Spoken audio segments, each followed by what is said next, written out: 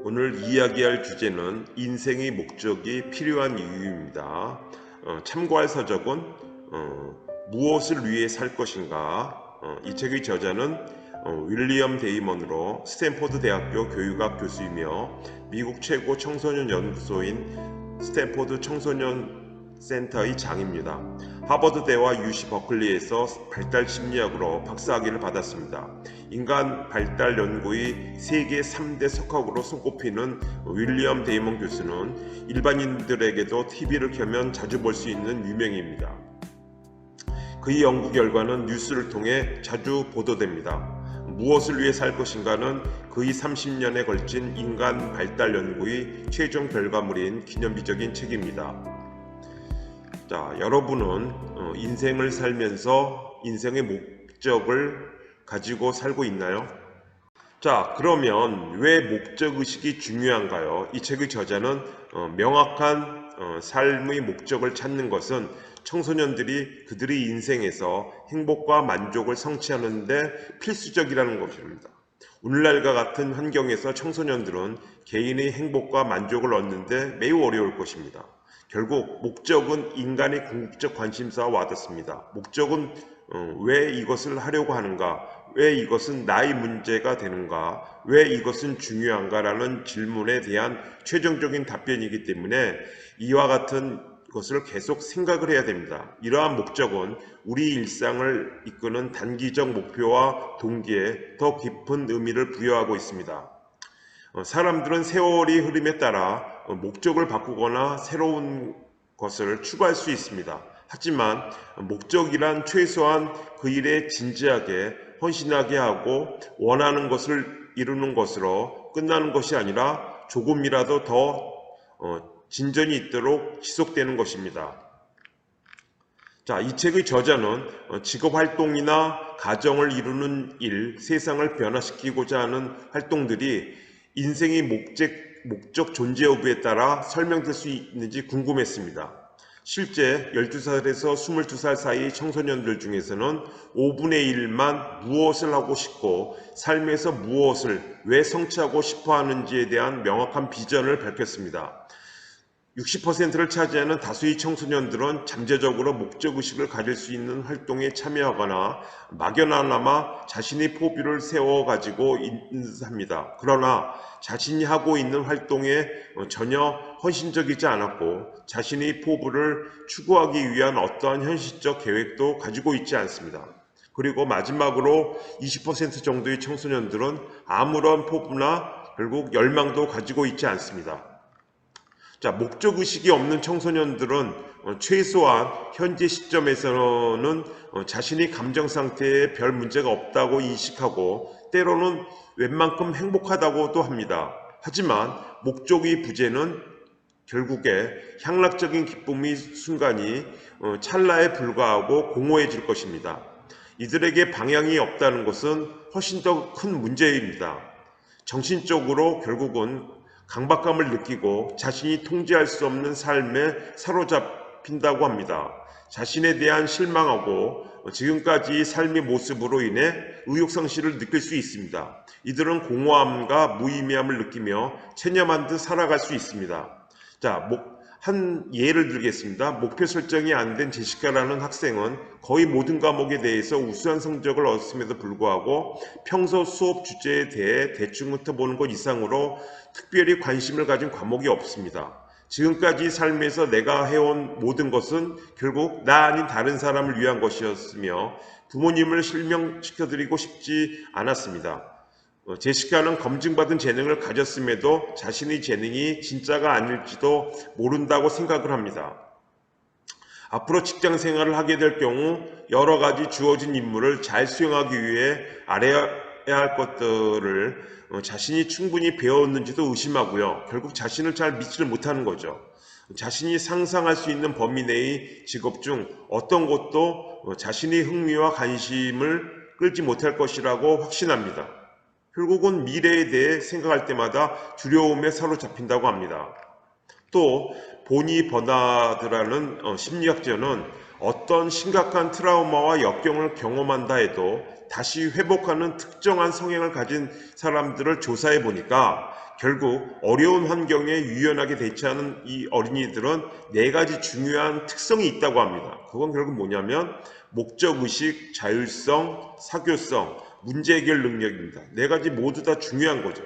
그렇지만 이 네 가지 특성들 중에서 이 네 가지 특성 중 나머지 세 가지를 확립하도록 동기부여를 한다는 점에서는 목적의식이 가장 중요합니다. 자, 뒤늦게 찾아오는 방황입니다. 자, 여러 사례 중에서 겉보기에는 성공적인 인생의 궤도에 올라 있지만 강한 불안감을 표출하는 사람들도 있습니다. 한 예를 한번 들어보겠습니다. 최근 30살의 한 심장병 전문의가 저자에게 조언을 구했다고 합니다. 이 전문의는 복잡한 심장수술 분야에서 미국 남동부 최고의 전문가로 이미 명성을 얻은 바 있는 똑똑한 젊은이입니다. 자, 문제는 그가 아침마다 침대에서 가까스로 일어날 정도로 자신의 일에 심하게 실증을 느끼고 있다고 합니다. 자, 항상 다른 사람을 즐겁게 해주고 싶었던 어린 시절의 감정에서 벗어날 수가 없다고 합니다. 그는 의사가 되기 위해 지금껏 오랜 기간 어렵게 훈련을 받아왔음에도 불구하고 개인적으로 더욱 의미 있는 직업을 찾기 위해 현재까지 걸어온 길에서 벗어나길 원했다고 합니다. 그러나 정작 직업을 바꾸게 된다면 어떤 직업을 선택해야 할지 모른다고 합니다. 자, 의사생활에 대한 심한 불만으로 현지에 머물기보다는 미지 분야로 뛰어드는 것이 더 나을 것이라고 생각할 정도랍니다. 목적의 정의에 대해서 한번 보겠습니다. 목적은 자신에게 의미 있을 뿐 아니라 자신을 넘어선 세상을 위해 중대한 무언가를 성취하기 위한 안정적이고 일반화된 의도입니다. 자, 첫째, 목적은 일상생활에서 그때그때 이루고자 하는 단기간의 목표에서 더 나아가 보다 장기적인 시각에서 추구하고 보다 안정적입니다. 둘째, 개인적인 의미를 넘어서야 될 것입니다. 자, 인생 목적의 결과입니다. 목적은 평온한 시기의 행복을, 고난의 시기에는 인내할 수 있는 회복력을 부여합니다. 이는 누구에게나 동일하게 적용되는 진실입니다. 이게 중요한 것 같습니다. 누구에게나 동일하게 적용된다는 겁니다. 목적을 지닌 청년은 자기 파괴적 행동의 위험을 피할 뿐 아니라 세상에 대해 배우고자 하는 긍정적인 태도를 뚜렷하게 보여준다고 합니다. 따라서 인생의 목적, 인생의 목표를 설정해야 된다는 것입니다. 자, 목적을 가진 사람들을 연결시켜주고 여러 활동에 몰두하게 만들어 개인적인 만족감을 준다고 합니다. 문제의 해법을 찾기 위해 정신적, 신체적 능력을 사용할수록 인간은 지금까지 발휘하지 못한 재능이나 능력, 축적된 에너지와 같이 이전에는 생각지 못했던 힘을 발견합니다. 순간의 일상적인 근심이나 고민, 때로는 자신이 지금 어디에 있는지조차 의식하지 못하게 된다고 합니다. 몰입을 선생님이 강의할 때랑 어떤 비슷한 현상이 나타나는 것 같습니다. 자, 네 부류로 나눌 수가 있습니다. 무관심한 자와 꿈만 꾸는 자입니다. 목적의식이 없는 청소년들은 대개 목적과 관련된 질문에 대한 대답을 모른다고 합니다. 충분히 생각해 본 적도 없다는 식으로 얘기를 하죠. 이들은 목적 추구로 귀결되는 어떤 노력도 적극적으로 하지 않습니다. 자신이 추구할 바를 찾으려는 어떠한 징표도 보이지 않습니다. 자, 무관심한 자의 상당수는 매사에 냉담하고 무관심하며 일부는 오로지 쾌락적이고 자극적인 일에만 관심을 보였고 자신을 벗어난 세계에 대해서는 거의 관심이 없습니다. 또 꿈만 꾸는 자들은 자신이 원하는 목적에 대한 생각을 표현했고 이들이 이야기한 것들을 대개 즉흥적이고 상상력이 매우 풍부합니다. 하지만 자신의 생각을 실현하기 위한 적극적인 시도는 거의 하지 않습니다. 이들은 일상적 열망으로 세상에서 무언가 위대한 일을 실현할 것이라고 상상만 하지만 자신의 생각을 실천에 옮기지는 않습니다. 자, 세 번째, 찔러보는 자와 네 번째, 목적 지향적인 자입니다. 찔러보는 자는 목적적으로 보일 만한 활동들에 참여하고 있긴 하지만 이런 활동이 현재 상황을 넘어서 장차 어떤 의미를 지닐지에 대해서는 거의 인식하지 않습니다. 결과적으로 이런 청소년들은 시간이 지남에 따라 지금까지 추구하고 있는 바에 대해 스스로 헌신하고 있다는 징표를 거의 보이지 않습니다. 종종 자신이 삶에서 성취하고자 하는 바가 무엇인지에 대한 정확한 인식도 없이 이런저런 활동들을 옮겨다니기만 합니다. 그러니까 매일 바쁜 것처럼 보이죠. 이들 중 일부는 참여하고 있는 활동이 너무 많아서 자신이 무엇을 하고 있는지조차 제대로 파악하지 못합니다. 자, 마지막으로 목적 지향적인 자들은 자신이 헌신할 가치가 있다고 생각되는 것을 발견한 사람입니다. 참 행복한 사람들이죠. 또한 시간이 지나도 지속적으로 관심을 가지고 자신이 성취하려고 노력하는 바가 무엇인지, 그리고 왜 그것을 성취하려는지, 그리고 자신의 생각을 명확하게 표현할 수 있는 사람들입니다. 이런 사람들이 결국은 성장해서 사회에 나와서는 자신의 어떤 그런 목표나 목적을 실현한다고 볼 수 있습니다. 다음은 성공을 경험하라고 합니다. 자신의 목표로 한 과제를 한 번이라도 수행한 청소년은 일어난 사건이나 활동에 의해 인격의 변화가 일어나기 시작한다고 합니다. 그러니 생각만 하면 안 되고 실천을 해야 된다는 거죠. 필요에 의해 청소년들은 지혜와 끈기, 노하우, 위기나 일시적 후퇴에 대한 자응력과 같은 능력들을 습득하게 됩니다. 자, 근면, 책임감, 자신감, 겸손과 같은 것은 도전하고 있는 목적에 헌신하고 성공적으로 이끌었을 때 성취하는 경험을 통해 힘을 얻게 됩니다. 더 나아가 가정이나 학교에서 배웠던 것을 넘어서 모든 종류의 언어, 수리, 문화 능력이 개발된다고 합니다. 청소년들은 기업가정 모험을 통해 성공이나 실패를 경험함으로써 세상에서 자신이 무엇을 할 수 있는지 잠재적인 능력과 야심에 관한 관점을 발전시키게 됩니다. 이러한 발전은 세상을 변화시킬 수 있는 잠재력에 엄청난 자신감을 불어넣습니다. 학교에서 우리는 왜 공부를 하나? 교육에서 가장 중요한 것은 매일 학교 생활과 활동을 통해서 학생들이 결국은 의미를 탐색하는 것입니다.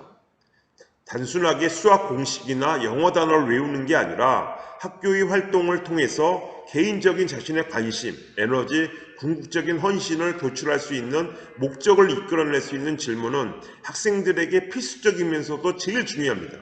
학교에서 생활하면서 왜 수업을 받고 과제물을 하는지 그 이유를 스스로 자주 물어봐야 되겠습니다. 그리고 교사 자신이 진정으로 자기 과목에 관심이 있다는 인식을 학생들에게 전달함으로써 아무리 산만하고 시끌벅적한 학생들도 수업에 참여하게 만들 수 있어야 됩니다. 선생님은 진로와 직업이라는 수업을 하면서 노력을 해야 될 것 같습니다. 자, 교사는 자신의 직업 세계에 발을 들여놓게 된 이유를 학생들과 이야기하는 경우가 흔치 않은데 이것도 이야기를 해줘야 된다는 겁니다. 자신의 소명을 통해 경험한 만족감을 바탕으로 학생들에게 영감을 줄 만한 이야기도 해야 된다는 것입니다. 자, 진로 선택의 어려움입니다. 이 책이 저자가 생활하는 미국에서 중고등학교에서 적절한 조언을 제공할 만한 준비가 전혀 되어 있지 않다는 겁니다. 몇몇 부모나 친척들이 도움이 되는 충고를 해줄 수 있겠지만 거의 대부분은 오늘날의 직업세계의 상황에 대해 충분한 정보를 주지 못하거나 오히려 편향된 시각을 반영하기도 한다고 합니다. 그리고 매스미디어를 통한 정보에 의존하는데 영상물들은 다양한 분야에서 실제로 접하게 될 도전이나 기회나 보상 등 현실 세계의 상황과는 좀 떨어진 2차원적이고 미화된 세계를 보여주며 또 도서에서는 일부 책들에서는 잘 사는 방법, 돈을 많이 버는 방법 등 그런 메시지만 전하는 재테크 도서입니다.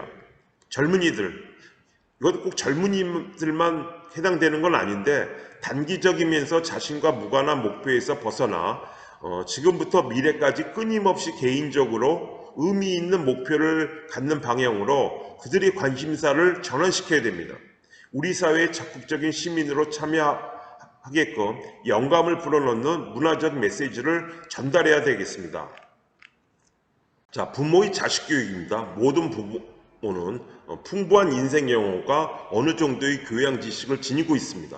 부모의 이러한 경험이나 지식이 자녀에게 도움이 될 것이라는 점에서는 의심할 여지가 없죠. 가장 중요한 것은 부모가 자녀를 진정한 목적으로 이끄는 방법을 찾아야 합니다. 부모는 자녀를 지나치게 명령적으로 다그치거나 그들의 문제에 눈에 띄게 적극적으로 개입해서도 안 됩니다.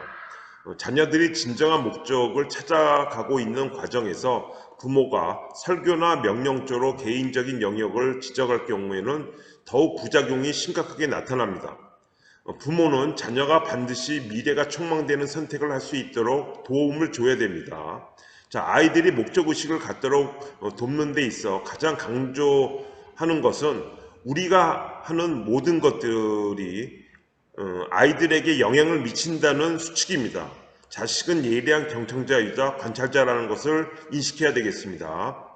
자, 그래서 부모로서 자녀가 자기 말을 경청하지 않는다고 불평하는 부모들이나 자녀의 결정에 어떠한 영향도 미치지 못하고 있다고 생각하는 것은 결국 자신감 부족을 나타내는 부모들입니다. 이 책의 저자는 어떤 식으로 나타날 것이라 정확히 말할 수는 없지만 결국 당신이 미친 영향이 자녀의 가치와 행동에 분명히 반영된다는 것입니다. 이런 부모들은 자신이 지닌 잠재적 양육 능력을 확신하지 못하는 것으로 보입니다. 그리고 그들은 너무 빠른 결과를 기대하기 때문인 듯합니다. 부모의 영향력은 오랜 시간에 걸쳐서 꼭 발휘됩니다. 자, 지혜를 가르쳐야 된다고 합니다. 부모와 다른 멘토들은 청소년들에게 세상이 어떻게 돌아가는지를 꼭 가르쳐야 합니다. 청소년들은 경험과 지식을 갖춘 주변 어른들의 도움 없이는 다양한 문화적 지시나 사회적 계약의 복잡성을 알 수가 없습니다. 당연하죠. 자녀가 학교에서 배운 것은 자녀의 꿈을 실천하는 데 필요한 현실 세계의 지식 중 표면적인 것에 불과합니다. 결국 직업 세계에서 목표를 성취하기 위해 알아야 할 것들을 가르쳐야 한다는 거죠. 자, 성공한 수많은 사람들이 왜 진로와 관련된 많은 것들을 가족과 함께하는 저녁 식사 시간에 나누는 이야기를 통해서 배웠다고 보고하는지를 상기시켜야 되겠습니다. 자, 마지막입니다. 긍정적 관점을 심어야 되겠습니다. 우리는 원대한 목적을 가진 젊은이들이 어떻게 자신의 인생에 대해 낙천적이면서 자신감을 가지고 접근하는지를 보았습니다. 낙천성과 자신감 같은 강인한 태도는 다른 사람들에게는 버겁고 불가능해 보일 수 있는 도전도 불사하게 만듭니다. 일이 뜻대로 되지 않는다고 해서 의기소침해지지도 않습니다. 부모는 항상 자녀들이 하고 있는 여러 가지 일들이 앞으로도 잘 될 것이며 특히 어떤 결과를 맞이하든 그것을 통제할 수 있는 방법을 가르쳐야 합니다. 자, 문제가 발생할 때 패배주의, 공포, 비난을 피할 수 있는 방법을 조심스럽게 가르쳐야 합니다. 그리고 부모는 항상 긍정적인 태도를 표현해야 된다고 합니다. 자녀가 우리가 하는 모든 말을 마음에 새겨둡니다. 자녀의 인격은 가장 가까운 사람들과 순간순간의 의사소통과 상호작용의 연속, 심지어 인생에 대한 긍정적 관점을 일상적으로 표현하는 단순한 무언가로도 엄청나게 변합니다. 오늘 여기까지입니다. 수고하셨습니다.